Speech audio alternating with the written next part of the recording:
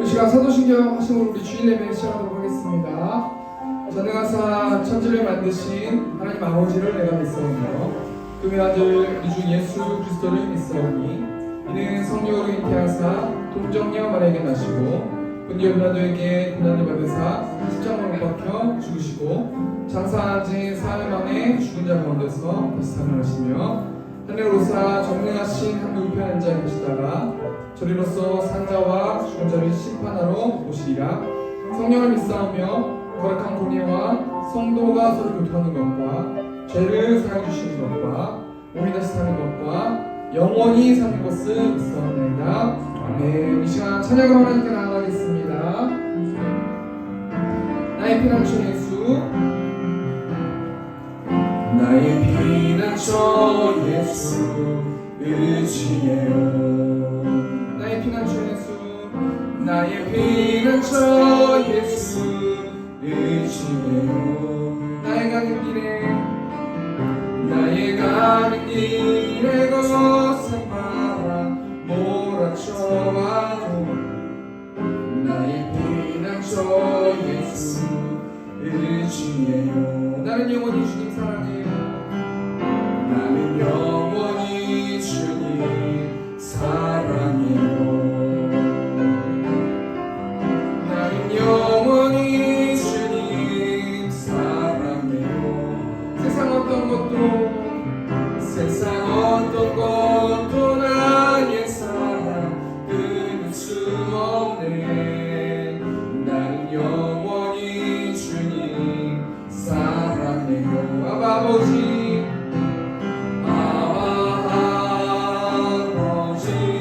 나를 사랑하시니 나의 모든 것 주께 드려요.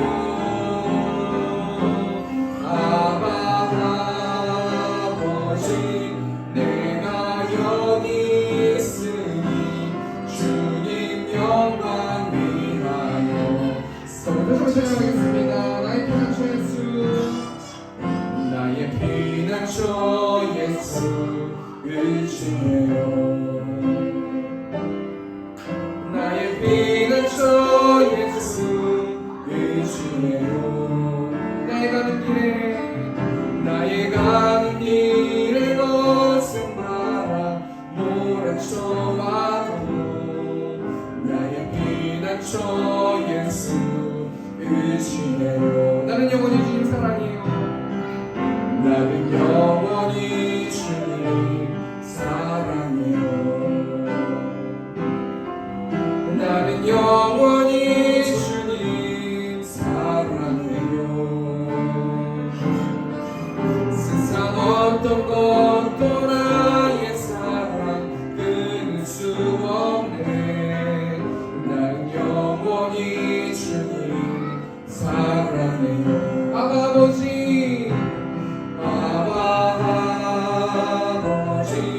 나를 사랑하시니 나의 모든 것 주께 드려요. 아버지, 내가 여기 있으니 주님 영광 위하여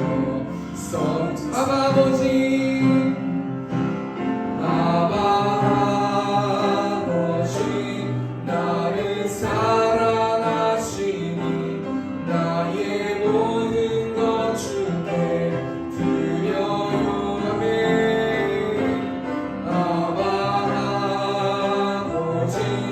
내가 여기 있으니 주님 영광 위하여 써주세요.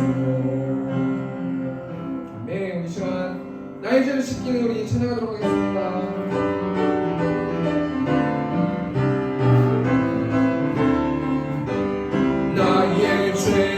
씻기는 예수의 피밖에 없네. 다시 좋게 하기는 예수의 피밖에 없네. 예수의 흘린 피 나에게 하오니 귀하고 귀하다. 예수의 피밖에 없네. 2절입니다. 나를 좋게 하기는 예수의 피밖에 없네. 사죄하는 증거도 예수의 피밖에 없네. 예수의 흘린 피 나에게 하오니 귀하고 귀하다. 예수의 피밖에 없네. 나의 죄 속하기는 예수의 피밖에 없네.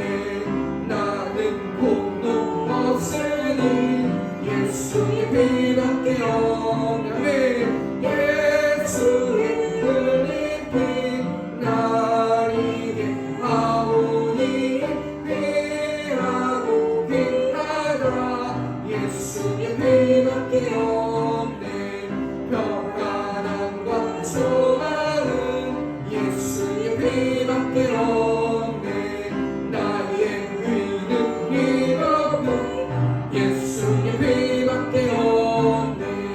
예수의 흘린 피 나에게 하오니 귀하고 귀하다.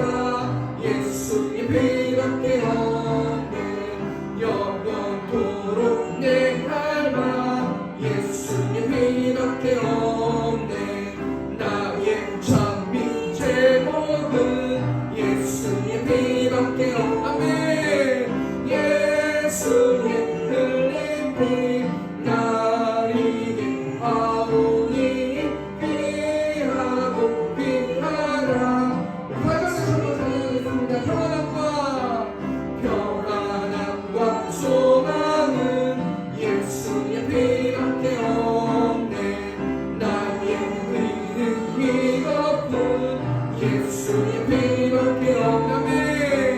예수의 흘린 피 나에게 하오니 귀하고 귀하다. 예수의 피 영원토록 내 하나 예수의 피밖에 없네. 나의 장미 제목은 예수의 피밖에 없네. 예수의 흘린 피 나에게 하오니 귀하고 귀하다. 예수 십자가 십자가의 피로써 그대는 씻겨 있는가.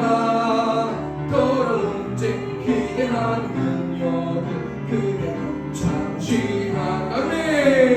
예수의 보혈로 그대는 씻겨 있는가.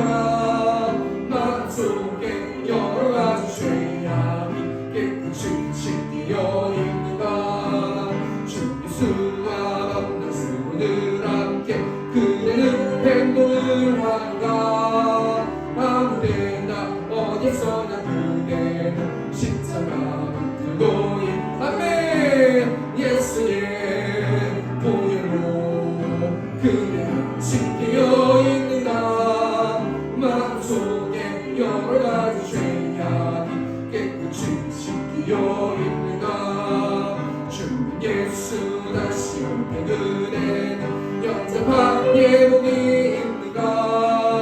그대 몸은 거룩한 곳 천국에 들어갈 준비가 됐는가. 아멘. 예수의 보혈로 그대는 씻겨 있는가. 마음속에 여러 가지 죄악이 깨끗이 씻겨 있는가. 모든 죄에 떨어진 예복은 주 앞에 지금 다 벗어서매. 샘물같이 솟아나는 보혈로 누구나 버리게 씻으라며.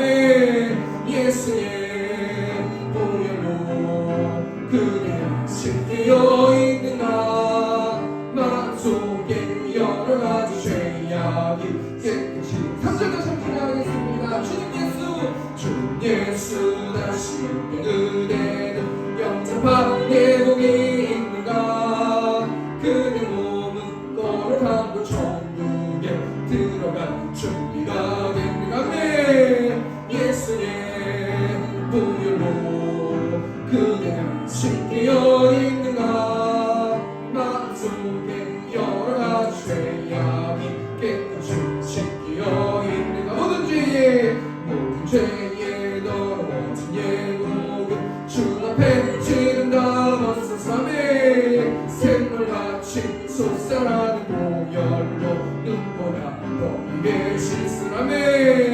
예수의 보혈로 그대는 씻기어 있는가. 마음속에 여러 가지 죄악이 깨끗이 씻기어 있는가. 예수의 보혈로 그대를 씻기어 있는가. 마음속에 여러 가지 죄악이 깨끗이 씻기어 예수의 보혈로. 예수의 보혈로 그대를 씻기어 있는가. 마음속에 여러 가지 죄악이 깨끗이 씻기어 있는가.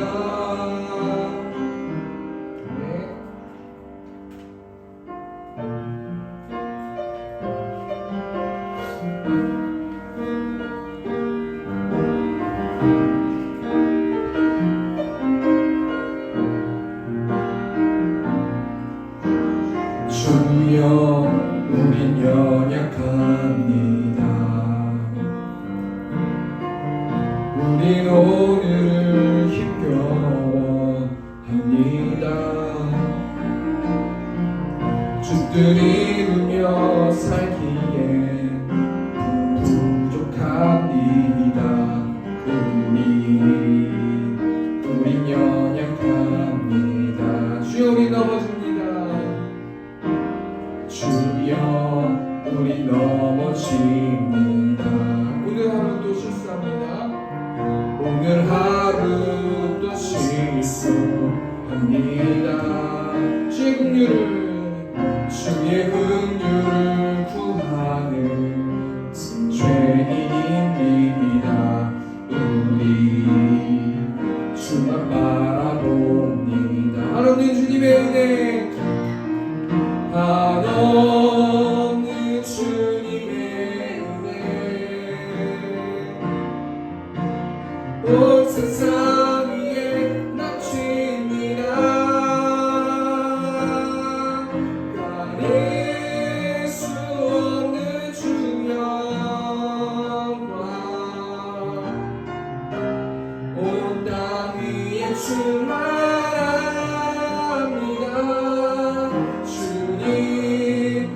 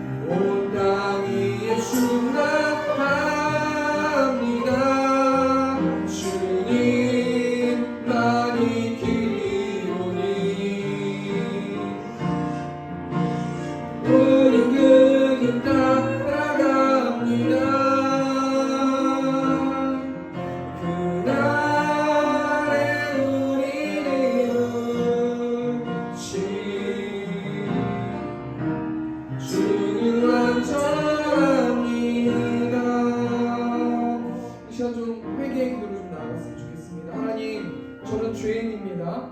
하나님의 길을 따라가길 원합니다. 주님의 길만 따라가는 내가 될 수 있도록 인도해 달라고 이 시간 주여 말씀 통성으로 기도하겠습니다. 주여, 내가 공성하신 하나님, 이곳 가운데 하나님을 모두를 부르시고 또 하나님을 예배할 수 있도록 아버지 인도하여 주셔서 하나님 감사합니다. 하나님, 예수 십자가의 공로 의지하여서 부활의 공로 의지하여서 하나님 이 자리에 나와서 예배할 수 있도록 우리를 부르신 하나님, 하나님 내가 죄인임을 고백할 수 있는 예배 될 수 있도록 아버지 붙들어주시고 그런 걸 통해서 온전히 하나님께서 충만하게 임재하여 주시고 하나님 오늘 가운데서 하나님의 사랑을 계시하여 주시고 알려주시고 이 땅 가운데서 아버지 복음이 선포될 수 있도록 아버지 붙들어주시고 이 예배가 하나님 기뻐하시는 하나님 만족하시는 예배 될 수 있도록 하나님의 마음을 시원케 해드릴 수 있는 예배 될 수 있도록 아버지 충만하게 아버지 임재하여 주시고 하나님 이 가운데서 복음만 선포되어질 수 있도록 그런 새롭게 예배 될 수 있도록 하나님께서 함께하여 주실 줄 믿습니다. 하나님 세우지 못한 영혼들이 있습니다. 하나님께서 눈동자같이 지켜보아여 주시고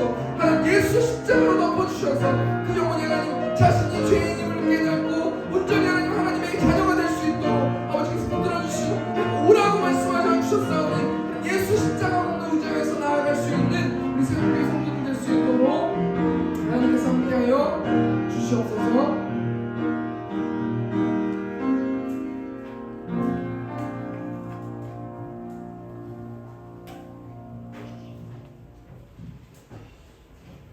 살아계신 하나님, 사악하고 험한 세상에서도 구별된 삶을 살게 하시고 성께로 인도하시사 예배드리게 하시고 교제하게 하심을 감사드립니다. 사랑의 주님, 우리들의 죄를 용서하여 주시고 흘리신 보혈로 정죄 씻어 주시사 산 제사로 예배드리기에 부족함이 없기를 하옵소서. 살아계신 주님, 이 자리에 친히 찾아오셔서 우리들의 예배를 받으시고 하늘문을 활짝 여시고 은혜를 부어주시옵소서. 이 시간 드려지는 이 예배가 온전히 하나님께 상달되어지게 하옵소서. 오윤식 목사님 기름 부어주셔서 생명의 말씀, 진리의 말씀을 전하게 하시고 듣는 우리들은 깨달을 수 있도록 지혜를 주셔서 실천함으로 하나님의 자녀로서 세상에 흔적을 남기며 살게 하시고 온유하고 겸손한 주님의 형상을 닮아갈 수 있도록 이끌어 주시기를 간절히 소원합니다. 오윤식 목사님 하나님 나라에 확장하는 귀한 목사님으로 쓰임받게 하옵소서. 살아계신 하나님, 세운교회가 아직 세워지지 않고 7개월이 지났습니다. 주님께서 세운교회를 세워주셨사오니 합당한 예배당이 세워질 수 있도록 속히 응답하여 주시고 전도하시는 귀한 집사님을 통하여 많은 영혼들을 세운교회로 인도하여 주시기를 간절한 마음으로 기도합니다. 사랑이 많으신 주님, 세운교회 성도들을 건강으로 보살펴 주시고 돌봐주셔서 막바지 무더위와 코로나 세상 중에도 무사히 보호하여 주시옵소서. 사랑의 주님, 가정과 직장과 사업장에 경제적으로나 여러 가지 문제들이 많이 있습니다. 우리 주님 속속히 하시오니 모든 문제를 주님의 능력으로 도우심으로 해결하여 주시기를 간절히 원합니다. 또한 주간 살 때에 좌로나 우로나 치우치지 아니하고 반석 위에 굳건히 서서 승리하는 삶을 살게 하옵소서. 이 모든 말씀 살아계신 예수님의 이름으로 기도드립니다.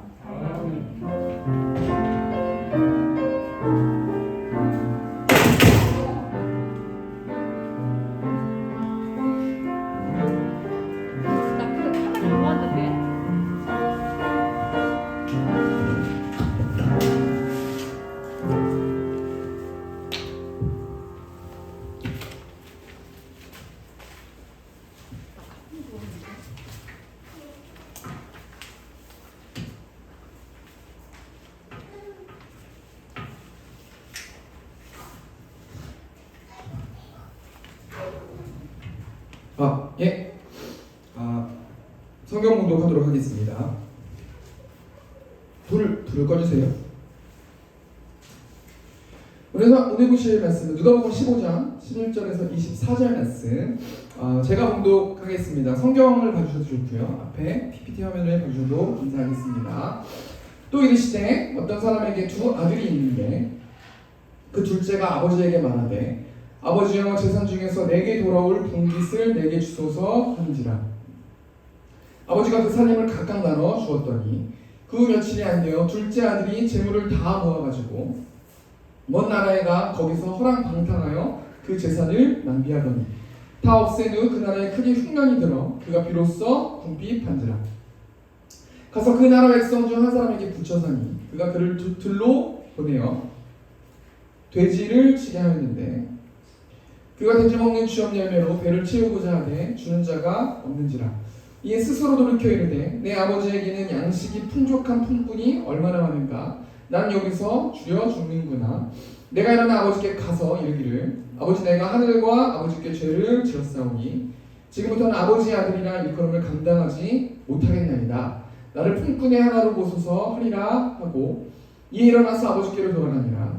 아직도 거리가 먼데 아버지가 그를 보고 측은히 여겨 달려가 목을 안고 입을 맞추니 아들이 이르되 아버지, 내가 하늘과 아버지께 죄를 지었사오니 지금부터는 아버지의 아들이라 일컬음을 감당하지 못하겠나이다 하나 아버지는 종들에게 이르되 제일 좋은 옷을 내어다가 입히고 손에 가락지를 끼우고 발에 신을 신기라. 그리고 살찐 송아지를 끌어다가 잡으라. 우리가 먹고 즐기자. 이 내 아들은 죽었다가 다시 살아났으며 내가 잃었다가 다시 얻어노라 하니 그들이 즐거워하더라. 아멘. 우리 시간 우주한 어린이 헌금해 주시면서 우리 인내하신 구세 주여 우리 시작하겠습니다.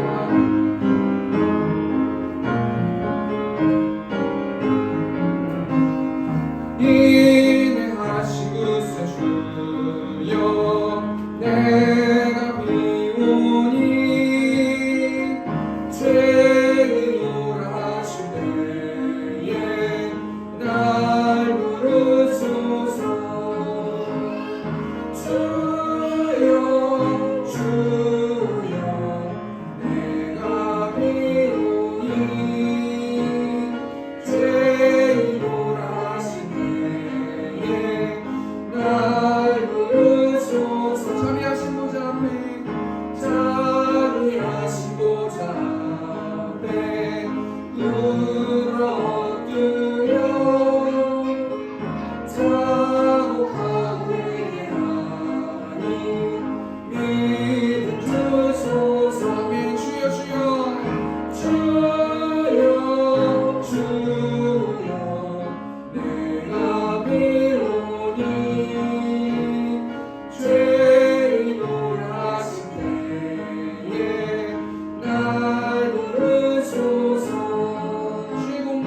주의 공로를 지하여 주께 나오니 상한 마음을 고치시고 구원하소서. 주여 주여 주여 주여 내가 비오니 죄인으로 하실 때에 날 부르소서. 맘 높은 하늘의 주여 맘 높은 하늘의 주여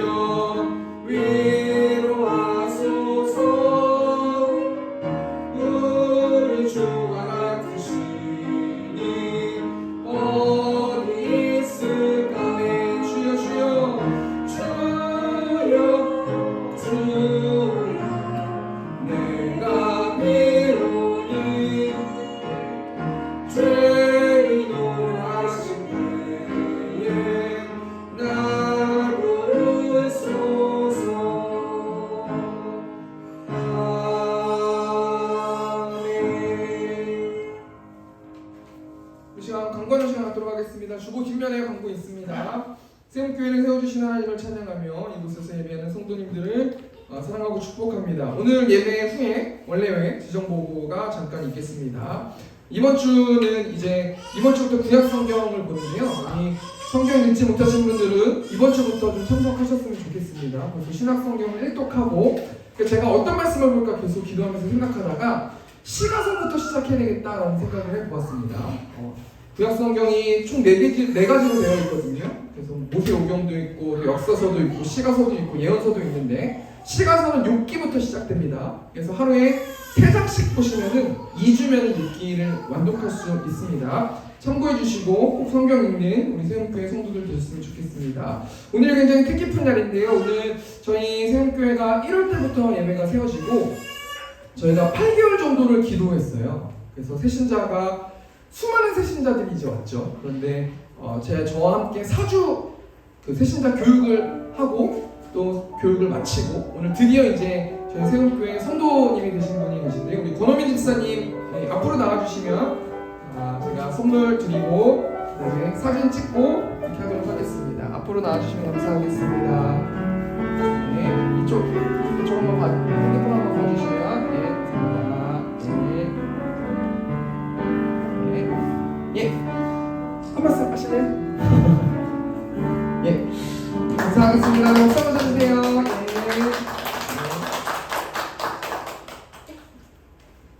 저희 성도들이 얼마나 기도했는지 몰라요. 정말 눈물을 한 움큼 뿌리고 열매가 맺어져서 그래도 가을 전에 열매가 맺어져서 정말 기쁘고 개인적으로 너무 감사합니다.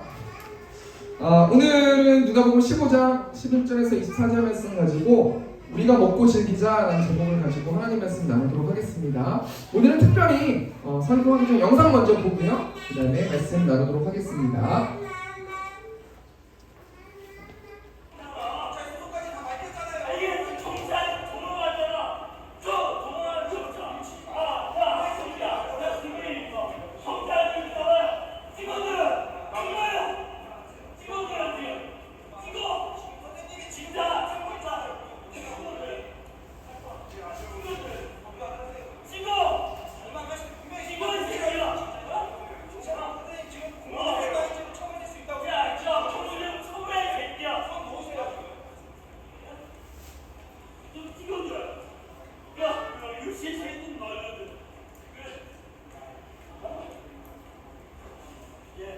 예, 됐습니다.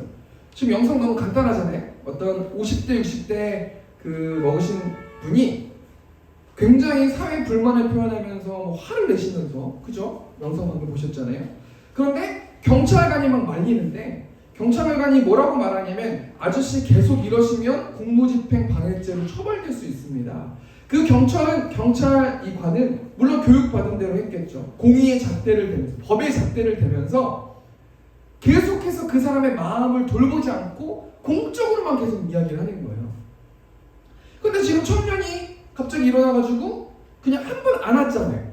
한 번 그 마음이 어려운 분을 한 번 안으니까 모든 게 문제가 해결돼 버리는 역사가 있었잖아요. 제가 이 영상을 가만히 보면서 뭘 생각해봤냐면 다른 사람들은 그러니까 억울하고 힘들고 지친 사람들이 원하는 것이 법의 질서를 갖다 대고 공의의 질서를 갖다 대고 바른 말을 하는 걸 원하는 게 아니에요. 이 땅에 있는 사람들은 뭘 원하냐면 마음으로 공감해 주는 걸 원한다라는 생각을 해보았거든요. 그냥 그 청년이 모르는 청년인데 한번 안아주니까 모든 문제가 그냥 정말 마치 모든 것들이 바로 그냥 해결되면서 한탄하면서 가슴을 치면서 그런 그 아저씨의 모습을 봤는데요. 우리 예수님도 우리에게 이렇게 공감하시는 분이 우리 예수님이시라는 거예요. 요한복음 8장 말씀 보면은 바리새인이 은행 중에 잡아온 여인이 있어요. 이 은행 중이라는 건 성관계를 맺고 있는 건데 그게 율법에 굉장히 어긋난 행동이고 그게 만약에 이 율법으로 봤을 때 걸리면 돌에 맞아 죽어도 전혀 이상한 일이 아닌 행동을 했단 말이에요. 근데 이 바리새인이 예수님께 골탕을 먹이게 하기 위해서 은행 중에 잡힌 여자만 데리고 왔어요. 남자는 힘이 있었던 것 같아요. 그 당시에 약자가 여자 아닙니까? 그러니까 여자만 데리고 와가지고 예수님께 바리새인이 말하고 있는 거예요. 모세율법에 이런 여자를 돌로 치라고 명했는데 선생님이 그렇게 사랑이 많은 분이라면서요. 선생님이 하나님이시라면서요. 어떻게 할 겁니까? 이 문제를 어떻게 해결할 겁니까? 이렇게 바리새인이 따지는 거예요. 그러니까 예수님이 바리새인에게 뭐라고 말씀하시냐면 너희 중에 죄 없는 자가 먼저 돌로 치라라고 말씀하세요. 굉장히 아이러니한 게 예수님은 조금의 죄도 용납할 수 없으신 하나님이시거든요. 근데 그 여인의 마음을 공감해 주시는 분이 우리 예수님이시라는 거예요.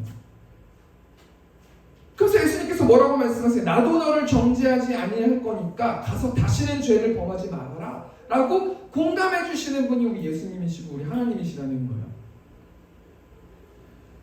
오늘 본문 본 말씀 보면은 탕자의 비유 굉장히 유명한 말씀이거든요. 교회를 신앙생활 하셨던 분들은 이 예화나 이 말씀을 들어보지 않는 사람은 없어요.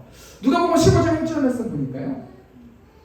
모든 세리와 죄인들이 말씀을 들으러 가까이 나아오니, 지금 등장인물이 누구냐면 모든 세리예요. 이 당시 세리는 로마의 일정한 세금을 바치고 나머지는 자신의 동족한테 다 돈을 뜯어가지고 자기가 이득을 취하면서 떵떵거리면서 사는 사람이 세리거든요. 그 세리와 모든 죄인, 여기서 말하는 이 죄인은 어떤 죄인이에요? 십계명의 말씀에 어긋나게 행동했었던 사람들이잖아요. 부모를 공경하지 않고 살인하고 간음하고 도둑질하고 거짓말하고 이렇게 율법을 어기면서 살았던 모든 사람들이 예수님의 말씀을 들으러 예수님께 가까이 나왔어요. 그러니까 죄인들이 가까이 예수님께 나오는 거잖아요. 근데 2절 말씀 보니까, 누가복음 15장 2절 말씀 보니까 바리새인과 서기관들이 수군거려 이르되 이 사람이 죄인을 영접하고 음식을 같이 먹는다 하더라. 여기 바리새인, 서기관들이 수군댔대요. 이 수군거렸다라는 단어가 투덜대는 거예요. 뭐라고 투덜거리냐면, 어떻게 예수님이 저런 죄인들하고 같이 어울릴 수 있는가? 여기서 죄인을 영접했다라는 이게 뭐냐면 그 사람을 마음으로 받아들였다라는 거거든요. 그리고 음식을 같이 먹는다라는 것은 공감해줬다라는 거거든요. 예수님이 수많은 죄 많은 사람들을 같은 마음을 받아주고 그 사람을 받아주고 공감해 주셨다라는 거예요. 그 모습을 보고 바리새인들이 어떻게 예수님이 죄인들과 함께 식사할 수 있는가? 어찌 보면 우리의 모습 아니에요? 다른 사람들 정죄하는 거예요. 정말 맞는 얘기했는데 정죄하는 거죠. 그죠? 이런 상황 가운데서 예수님께서 세 가지의 예화를 들으시거든요. 첫 번째 예가 뭐냐면 잃은 양의 비유예요. 양이 100마리가 있는데 그 중에 하나를 잃으면 예수님은 99마리를 들에 내버려두고 한 마리를 찾을 것이다. 그리고 그 양을 찾았을 때 나는 기뻐할 것이다. 이게 뭘 얘기하는 거냐면 예수님은 그 양을 자신의 자녀처럼 생각한 거예요. 나는 잃어버린 자를 끝까지 찾아낼 것이다. 이게 나의 성품이다 라고 하나님께서, 예수님께서 말씀해 주시는 거잖아요. 그리고 기뻐하고 즐기고 잔치하고, 양 하나 찾았는데 잔치하면은 양 찾은 것보다 돈을 더 많이 써야 되잖아요. 그럼에도 불구하고 하나님은 잃어버린 사람을 찾기 위해서 나는 더 많은 것을 지불해도, 더 많은 것을 나는 돈을 들여도 나는 상관이 없다, 이런 마음 아니겠습니까? 그러니까 무슨 얘기예요? 예수님께서 바리새인들이 이래저래 수근거리는 걸 말씀을 들으시면서 예수님께서 예화를 통해서 나 잃어버린 자를 정말 귀중하게 생각한다 라고 말씀하시는 거잖아요. 그 두 번째 비유가 뭐예요? 드라크마 비유잖아요. 어떤 여자가 10드라크마가 있는데 하나를 잃으면 등불을 켜고 부지런히 찾을 것이다. 그리고 찾으면 또 이웃을 불러가지고 잔치할 것이다. 예수님이 똑같은 예화잖아요. 나는 10드라크마가 있는데 하나를 잃으면 등불을 켜서 부지런히 찾을 건데, 나는 10드라크마를 자신의 자녀처럼 귀중하게 생각하기 때문에 10드라크마를 있는데 그걸 잊어버리면은, 하나를 잃어버리면 나는 그 10드라크마보다 더 많은 것을 지불해서라도 난 잔치할 것이다. 정말 귀중하게 생각한다는 공통점이 있잖아요. 그리고 오늘 이제 본문 말씀에 나오는 세 번째 비유, 그죠? 잃은 자를 찾을 것이다, 잔치할 것이다, 이것을 이야기하고 싶은 거잖아요. 오늘 이 탕자의 비유 내용이 이래요. 어떤 사람에게 두 아들이 있어요. 그런데 둘째 아들이 아버지가 살아계신데도 유산을 먼저 달라 그러는 거예요. 그리고 그 유산을 받아가지고 아버지가 찾을 수 없는 아주 먼 나라로 가가지고 흥청망청 다 쓰는 거예요. 돈을 다 써버렸어요. 그런데 이제 먹을 것도 없으니까 아버지가 너무 그리운 거예요. 그래가지고 아버지한테 다시 집으로 돌아와서 그 아버지는 그 둘째 아들을 받아주면서 기뻐하면서 잔치를 벌이고, 첫째 아들은 그 동생을 잔치하는 그 아버지에게 불만을 토로하는 내용이 오늘 탕자의 비유 내용이거든요. 그 등장인물이 첫째 아들이 있고 둘째 아들이 있고 아버지가 있어요. 이것을 통해서 예수님은 잃어버린 자를 찾는 것을 나는 기뻐한다, 또 잃어버린 자를 찾았을 때 잔치하는 것만큼 서로 즐기자라고 말씀하시는 것을 이야기하는 거거든요. 이런 상황 가운데 첫째 아들의 문제가 뭐예요? 이 첫째 아들이 누가복음 15장 2절에 나오는 바리새인들을 지칭하는 거잖아요. 이들은 항상 아버지 옆에서 아버지의 말씀을 따르고 율법을 지키고, 그렇지만 자신의 집에 열리는 잔치에는 관심이 없고 오로지 아버지의 유산만 받으려고 하는 그 모습이 첫째 아들의 모습이란 말이에요. 그럼 우리가 오늘 생각해볼 게 둘째 아들이잖아요. 둘째 아들은 어떤 사람이에요? 누가복음 15장 12절 말씀 보니까 그 둘째가 아버지에게 말하되 아버지가 재산 중에서 내게 돌아올 분깃을 내게 주소서 하는지라 아버지가 그 살림을 각각 나눠주었더니 10절 말씀 보니까 내게 돌아올 분깃을 내게 주소서, 맡겨놓은 게 아니잖아요. 이 당시 가부장적인 사회 구조 속에서 아버지가 아들의 모습을 지켜보고 두들겨 패가지고 내쫓아도 이웃들이 정말 잘했습니다 라고 말할 정도의 그런 분위기였단 말이에요. 이 살림이란 단어가 그 살림을 각각 나눠줬다고 나오는데 그 살림이란 단어가 신장이란 단어예요. 그러니까 아버지는 신장을 떼어가지고 두 아들한테 준 거예요. 아버지가 살아계셨음에도 불구하고 유산을 먼저 줬다는 말이에요. 첫 번째 둘째 아들이 어떤 사람이냐면 당돌한 사람이에요. 유산을 당당하게 달라고 말하는 거는 지금 이 시대의 사회 구조 속에서 봤을 때도 말이 안 되는 거 아니겠습니까? 첫 번째 둘째 아들은 당돌한 사람이었다. 두 번째 누가복음 15장 13절 말씀 보니까요. 그 후 며칠이 안 돼요. 둘째 아들이 재물을 다 모아가지고 먼 나라에 가 거기서 허랑방탕하여 그 재산을 낭비하더니 그 후에 며칠이 안 됐대요. 지금 이 당시에 아버지의 재산은 땅이나 부동산이었거든요.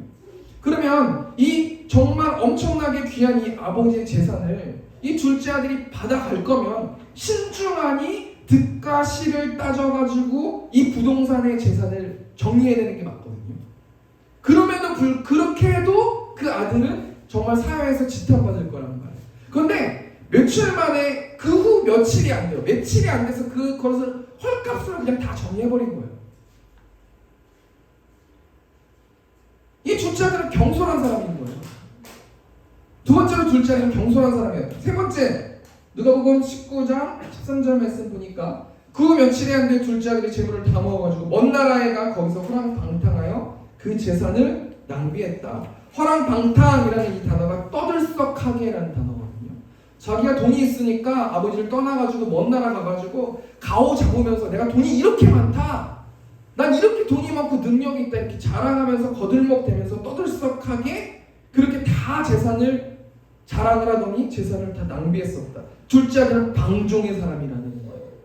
정리해볼까요? 둘째 아들은 당돌한 사람이었고 경솔한 사람이었고 방종의 사람이었어요. 그럼 우리가 가만히 생각해 볼게. 이 둘째 아들이 왜 그렇게 아버지를 떠나고 싶어 했는가? 우리 한번 생각해 보니까 한마디로 말하면 아버지의 간섭 없이 자기 마음대로 살고 싶어서 그렇다는 거예요. 지금 이 둘째 아들이 죄인들을 말하는 거잖아요. 세리들을 말하는 거잖아요. 어찌 보면 이 땅에 살고 있는 죄인들을 말하는 거거든요. 죄인들, 특별히 하나님의 자녀임에도 불구하고 자범죄, 우리가 일상적으로 짓는 죄, 죄는 두 가지가 있거든요. 우리가 구원받을 수 있는 원죄를 해결할 수 있는 거, 이 원죄는 예수님을 믿으면 원죄를 해결할 수 있거든요. 그래도 하나님의 자녀들은 자범죄라는 걸 줘요. 매일매일 완벽하게 살아갈 수 없는 존재고 성화되는 존재이기 때문에 매일매일 우리가 죄를 짓는단 말이에요. 근데 그 자범죄가 쌓이면은 열매가 시기의 열매, 화를 내고 음란하고 질투하고 짜증내고 이렇게 살아간단 말이에요.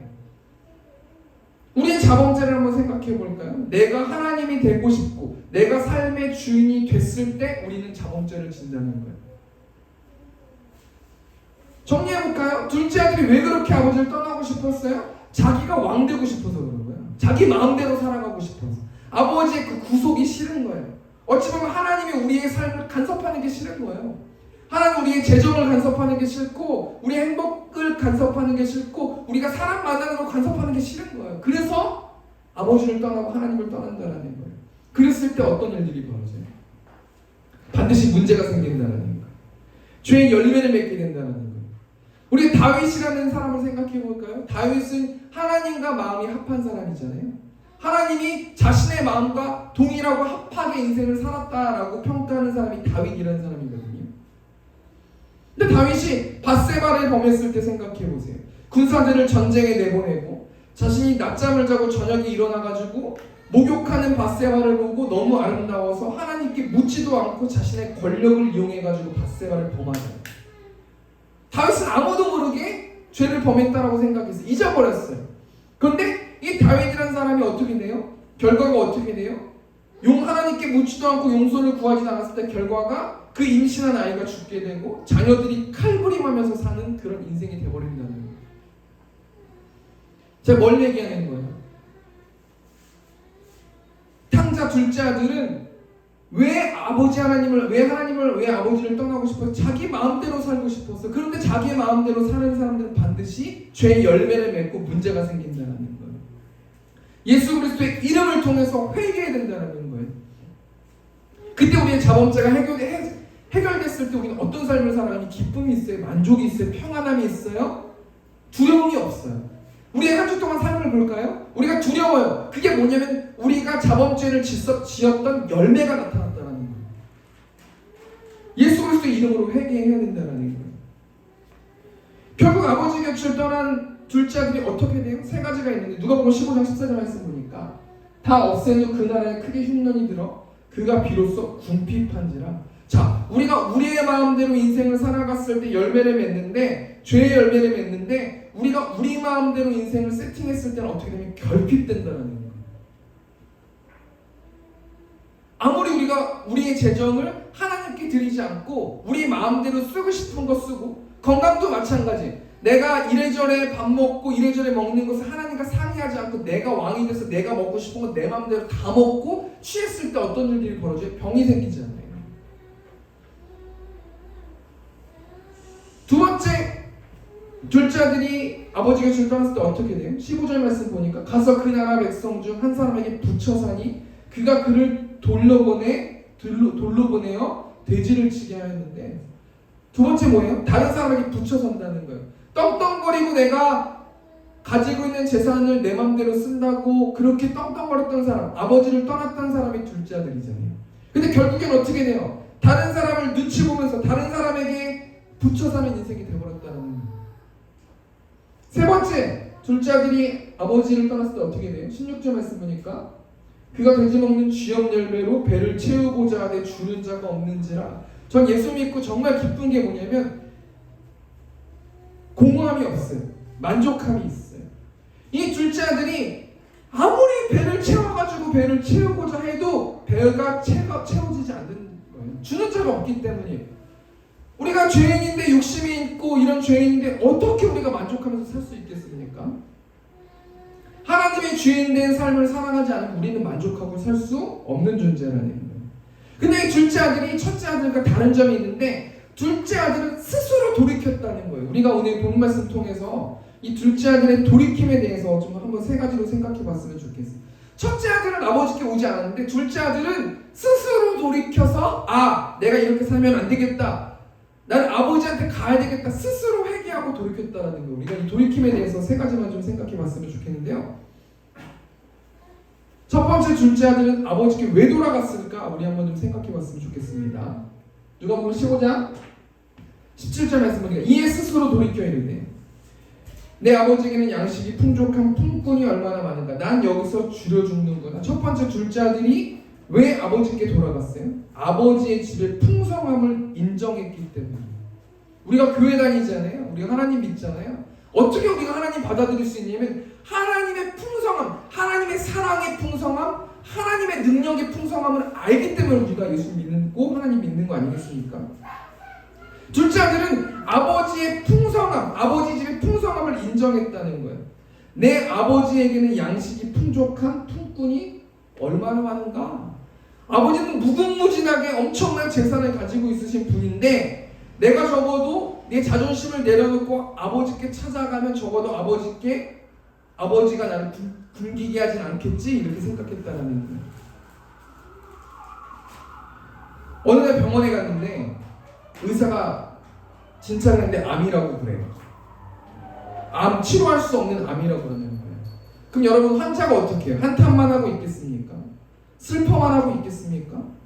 의사한테 가가지고 자신의 모든 것을 맡기고 내 몸에다 어떻게 칼을 대는지 그런 거 신경 쓰고 막 따지지 않고 모든 것을 맡기고 맡기고 수술을 받든지 치료를 받든지 해야지 그 병이 낫잖아요.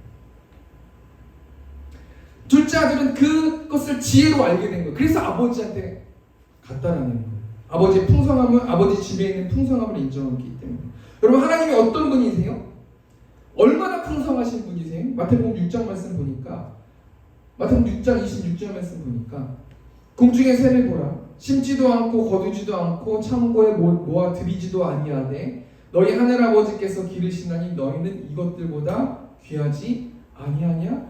새를 먹이시고, 아버지께서 새를 기르신, 하나님이 인류의 모든 동물들을 키우시는 분이 우리 하나님이시라는 거예요. 욥기 말씀 보니까 욥이라는 사람이 갑자기 고난을 받고 모든 것을 잃었어요. 그리고 그 세 명의 친구들과 논쟁하면서 자신의 의로움을 표현하는 게 우리 욥기 말씀인데요. 이때 하나님께서 욥에게 하나님의 광대하시고 크심에 대해서 설명하시는데, 욥기 38장 39절 말씀 보니까 내가 사자를 위하여 먹이를 사냥하겠느냐? 젊은 사자의 식욕을 채우겠느냐? 무슨 말이에요? 하나님께서 사자의 식욕을 채우시는 분이 우리 하나님이시라는 거 아니겠습니까? 그것들이 굴에 엎드리며 숲에 앉아 숨어 기다리느니라. 41절 말씀 보니까 까마귀 새끼가 하나님을 향하여 부르짖으며 먹을 것이 없어서 허우적거릴 때에 그것을 위하여 먹이를 마련하는 이가 누구냐? 하나님께서 그 미물인 까마귀 새끼가 먹을 것이 없어가지고 허우적거리면서 슬퍼하고 아파하고 괴로워하고 낙심하고 탄식하고 있을 그때에 그 까마귀 새끼를 돌보면서 그것을 위하여 먹이를 마련하는 분이 어떤 분이냐? 하나님이라는 분이에요. 그 정도로 하나님이 광대한 분이 우리 하나님이시라는 분이라는 거 아니겠습니까? 둘째 아들은 아버지의 집의 풍성함을 알고 있었다는 거예요. 그래서 우리 삶에 어떻게 적용하고 살아야 되는가? 우리가 광대하신 하나님을 알고 나서 우리는 어떻게 삶으로 보답해야 되는가? 마태복음 6장 33절 말씀 보니까 그런즉 너희는 먼저 그의 나라와 그의 의를 구하라. 그리하면 이 모든 것을 너희에게 더하시리라.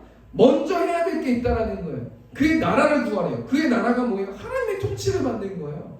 내 맘대로 살아가는 게 아니라 하나님이 나의 삶에 나의 몸의 주인이 되어서 하나님의 통치를 받으면서 살아라. 두 번째가 뭐예요? 그의 의를 구하래요. 이 의가 뭐예요? 하나님과 올바른 관계를 말하는 거예요.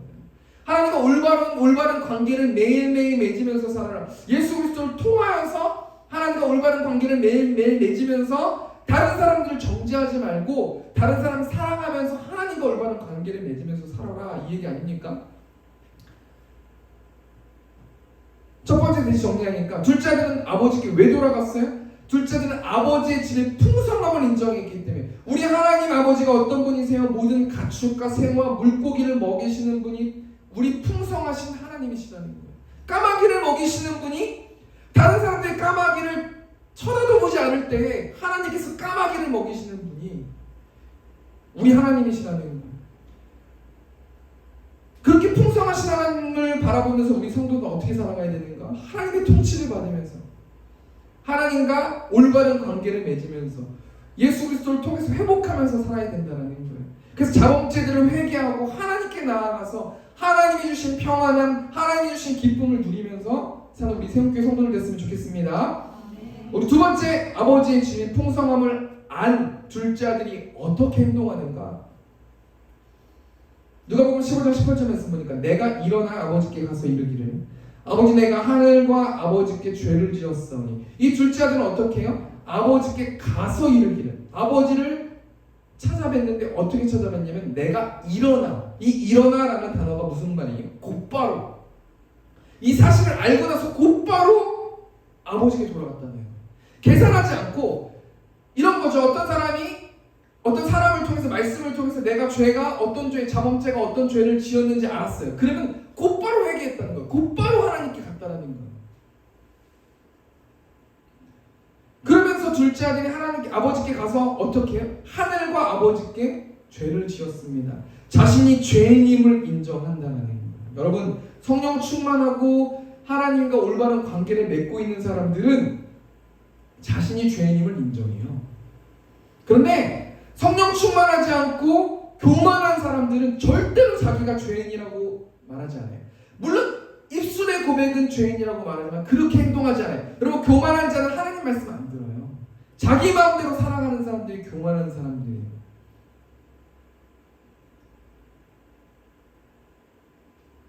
그런데 지금 둘째 아들은 굉장히 신기한 게 스스로 돌이켰다고 말했어요. 스스로 자기가 죄인이라는 것을 알았어요. 결핍을 통해서 알았단 말이에요. 그럼 우리 삶 가운데서 우리는 어떻게 우리가 죄인이라는 사실을 알게 될까? 어떻게 우리 자범죄를 인정할 수 있을까? 다윗이라는 사람이요, 목욕하는 밧세바를 범하고 나서 간음하고 속이고 살인하는 엄청난 죄를 졌거든요. 다윗이 그 당시에는 몰랐어요. 그런데 다윗에겐 누가 있었어요? 나단 선지자가 있었어요. 이 나단 선지자가 말씀으로 알려줬다는 거예요. 사무엘하 12장 7절 말씀 보니까 나단이 다윗에게 이르되 당신이 그 사람이라 이스라엘 하나님 여호와께서 이와 같이 이르시기를 내가 너를 이스라엘 왕으로 기름 붓기 위하여 너를 사울의 손에서 구원하고 8절 보니까 내 주인의 집을 내가 내게 주고 내 주인의 아내들을 내 품에 두고 이스라엘과 유다 족속을 내게 맡겼느니라. 만일 그것이 부족하였을 것 같으면 내가 내게 이것저것을 더 주었으리라. 9절 말씀 보니까 그런데 어찌하여 내가 여호와의 말씀을 업신여기고 나보기에 악을 행하였느냐? 내가 칼로 햇사람 우리아를 치되 암몬 자손의 칼로 죽이고 그의 아내를 빼앗아 내 아내로 삼았도다. 나단 선지자가 어떻게 말해요? 눈치 보지 않고 다윗에게 왕이 범죄했습니다, 하나님께서 말씀해 주셨습니다 라고 대언하잖아요.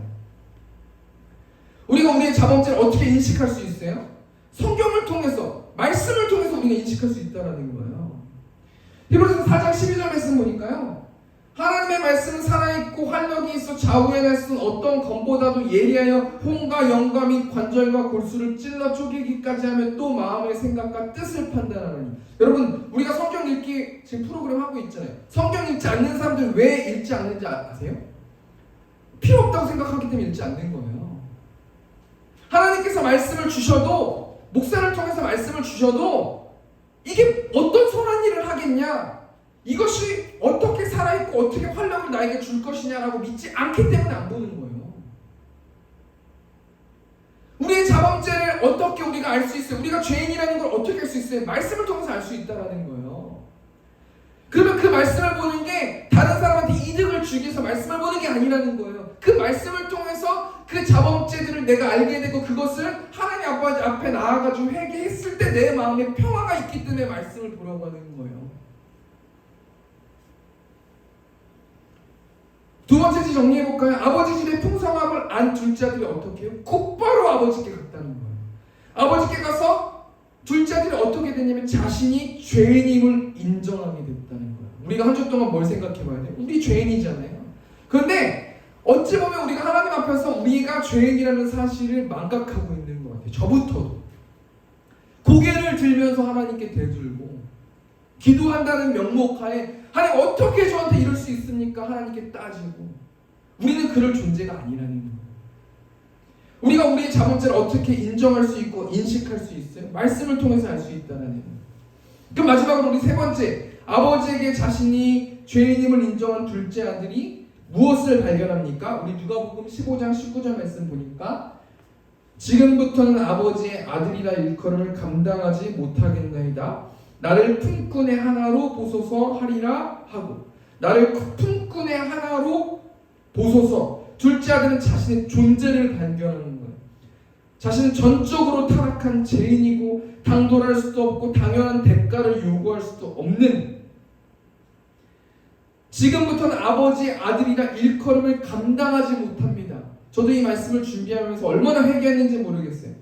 나는 아버지의 아들이라 일컬음을 감당할 수도 없다라는 이 겸손이 나한테 어디가 있는가?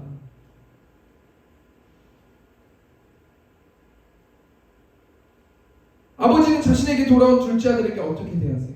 누가복음 15장 22절 말씀 보니까 아버지는 종들에게 제일 좋은 옷을 내어다가 입히고 손에 가락지를 끼우고 발에 신을 신기라. 이 손에 가락지를 끼운다는 건 뭐예요? 둘째 아들을 다시 가족으로 받아준다는 거잖아요. 내 아들도 다시 칭해준다는 거잖아요.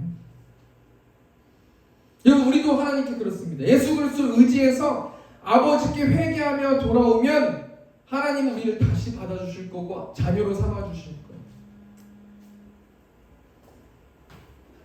그러면서 자신에게 돌아온 둘째 아들을 보고 아버지가 뭐라고 말씀해요? 오늘 이게 포인트인데 건방 부탁드리겠습니다. 누가복음 15장 23절 말씀 보니까 그리고 살찐 송아지를 끌어다가 잡으라. 우리가 먹고 즐기자. 지금 앞에 있는 예화가 어떤 말씀이었어요? 세리들, 모든 세리들과 죄인들이 예수님과 친해지고 예수님의 말씀을 들어봤을 때 바리새인들이 뭐라고 그랬어요? 예수님께 막 대들었잖아요. 어떻게 저 사람을 만날 수 있고 어떻게 죄인들하고 어울릴 수 있습니까? 예수님 그럴 수 없습니다. 그래서 예수님이 세 가지 예화를 들려줬잖아요. 난 잃어버린 자를 반드시 찾을 것이다. 그리고 그 찾은 자와 함께 나와 함께 즐기자. 이 나와 함께 즐기자가 어떤 말이냐면 예배하자라는 말이거든요. 여러분 우리의 예배를 한번 생각해 볼까요? 출애굽기 말씀 보면은 하나님을 학대받고 있는 이스라엘 백성들을 애굽에서 탈출시키세요. 10가지 제약으로 홍해를 건너게 하시고 수많은 애굽에 있는 사람들을 수장시키세요. 얼마나 많은 에너지가 필요해요? 하나님 이스라엘 백성들을 애굽에서 왜 구해주신 거냐? 이스라엘 백성들이 행복하게 살라고 구해주신 게 아니에요. 왜 세상이라는 곳에서 왜 끄집어내서 하나님의 자녀로 삼아주신 거냐? 행복하게 살라고, 떵떵거리고 돈 많게 즐기면서 욜로하면서 살라고 불러주신 게 아니에요. 예배하는 백성 만들기 위해서 애굽에서 끌어서 하나님의 자녀들을 삼아주셨다는 거예요. 우리의 예배를 한번 생각해 볼까요? 주위에 있는 예배, 찬양과 기도를 통해서 하나님께 영광을 돌리고 하나님의 말씀을 우리가 받고 있는가? 주중 예배, 우리가 한 주 동안 삶으로 하나님을 예배하고 있는가? 하나님을 높이고 있는가? 성령 충만하게 하나님의 말씀을 우리가 순종하고 있는가? 하나님의 주인된 삶을 내가 살아가고 있는가? 혹시 그렇지 못하면 왜 그런가? 하나님을 바라보지 않았기 때문이라는 거죠. 오늘 찬양 가사 보니까 괴로울 때 주님의 얼굴을 보라. 평화의 주님 바라보아라. 세상에서 시달린 친구들아 위로의 주님을 바라보아라. 하나님을 바라보아야 위로해 준다라는 거예요. 둘째 아들처럼 곧바로 돌아와야 위로해 준다라는 거예요. 하나님 인격적이신 분이기 때문에 억지로 강제로 끌고 오시지 않는 분이 우리 하나님 아닙니까? 마음을 담아서 세상에 시달린 친구들아 위로의 주님을 바라보아라. 모든 것을 염려하지 말고 하나님께 맡겨라. 슬플 때 하나님의 얼굴을 봐라. 그럼 어떻게 해요? 사랑의 하나님이 안식을 줄 것이다. 편안함을 줄 것이다. 마음을 위로해 줄 것이다. 모든 일들을 해결해 주실 것이다. 이게 하나님 말씀 아닙니까? 우리 시간 좀 같이 가사 생각하시면서 우리 좀 찬양으로 좀 나아갔으면 좋겠습니다. 괴로울 때 주님의 얼굴, 괴로울 때 주님의 얼굴 보라. 평화의 주님 바라보아라. 세상에서 시달린 친구들아 위로의 주님 바라보아라. 다시 한번 찬양하겠습니다. 괴로울 때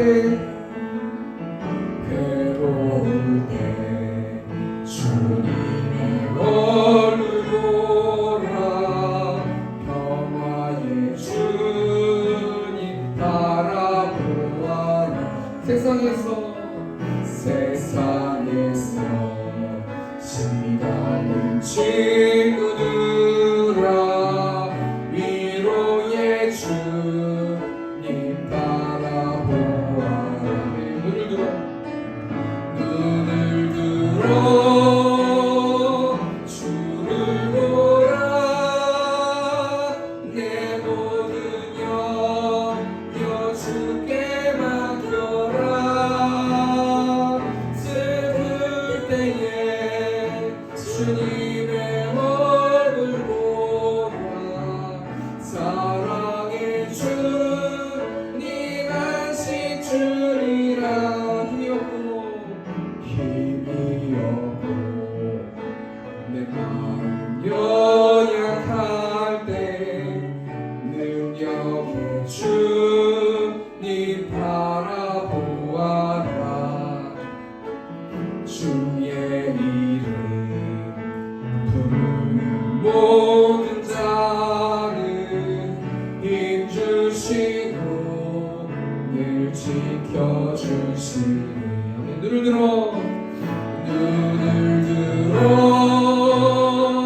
주를 보라. 내 모든 염려 주께 맡겨라. 슬플 때에 주님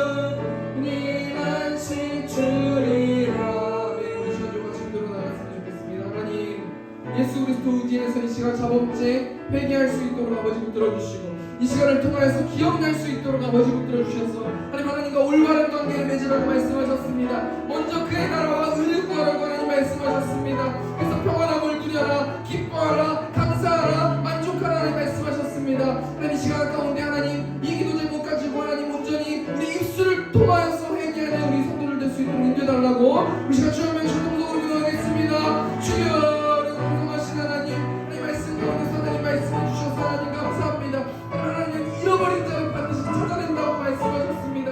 그거 기뻐하고 예배한다고 하나님 말씀하셨습니다. 하나님 우리 새우교회 성도들 가운데서 잃어버린 자가 없을 수 있도록 아버지 붙들어주시고 하나님의 사랑을 깨닫고 회개하는 마음을 가지고 하나님께 나아갈 수 있도록 아버지 하나님 영혼들을 붙들어주실 줄 믿습니다. 이 시간 예수 공동체에서 우리 자범죄가 기억날 수 있도록 아버지 붙들어주시고 우리 입술을 통해서 회개할 수 있도록 아버지 붙들어주셔서 그래서 온전히 하나님과 올바른 관계를 맺기 원합니다. 먼저 그의 나라와 의를 구하라고 하나님 말씀하셨사오니 하나님 이 시간 한 주 동안 아버지 하나님의 나라를 위해서 아버지 하나님 통치를 받는 우리 새롭게 성도를 될 수 있도록 아버지 붙들어주시고 그를 통해서 하나님께서 온전히 축복하여 주시고 공개해 주실 줄 믿습니다. 하나님께요 주시옵소서. 이 시간 공적 기도로 나갔으면 좋겠습니다. 하나님 예수님이 교회의 주인된 교회 될 수 있는 새롭게 될 수 있도록 아버지 붙들어달라고 또 주의 종을 비롯해서 우리 성도들 성령 충만, 은혜 충만, 감사 충만, 기쁨 충만 구원의 기쁨이 회복되어질 수 있도록 아버지 붙들어달라고 또 우리 성도 모두 주님을 서로 사랑할 수 있도록 그 사랑을 전할 수 있는 우리들 될 수 있도록 예배당 가운데서 복음을 전파할 수 있도록 인도해달라고 우리 시간 주엄의 중동성으로 기도하겠습니다. 주여 사랑과 은혜가 풍성하신 하나님 이 세움교회가 하나님이 세워주신 세움교회를 믿습니다. 하나님이 주신 공개의 세움교회를 믿습니다. 하나님만 예배하는 교회 될 수 있도록 아버지 붙들어주시고 말씀으로 살아가는 자들 될 수 있도록 아버지께서 함께하여 주시고 주의 종을 비롯해서 수많은 성도들 성령 충만, 은혜 충만, 감사 충만, 기쁨 충만 만족할 수 있도록 아버지 붙들어주시고 구원의 기쁨 회복되어 주실 줄 믿습니다. 우리 성도 서로 사랑할 수 있도록 그 사랑을 전할 수 있도록 복음을 전할 수 있도록 예배당 가운데 사로잡게 하여 주시고 한 주 동안 눈동자같이 지켜주시고 보호하여 주셔서 온전히 하나님의 살아계심을 느끼고 하나님의 강대하심을 느끼고 하나님의 풍성하심을 느낄 수 있는 우리 성도들 될 수 있도록 아버지께서 함께하여 주시옵소서.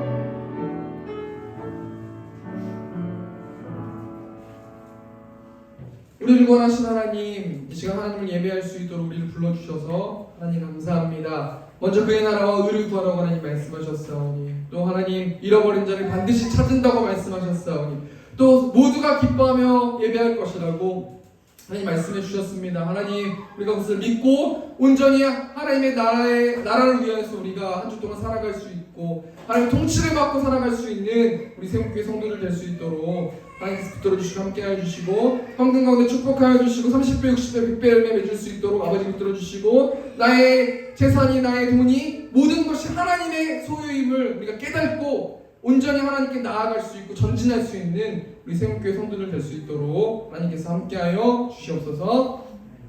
이제는 우리 주 예수 그리스도의 은혜와 하나님 아버지의 극진하신 사랑하심과 성령 하나님의 내주교통 역사하심이 하나님만 예배하기를 원하는 이 자리에 있는 회중들의 머리 위에 이제부터 영원토록 함께 있을지어다. 아멘. 아멘.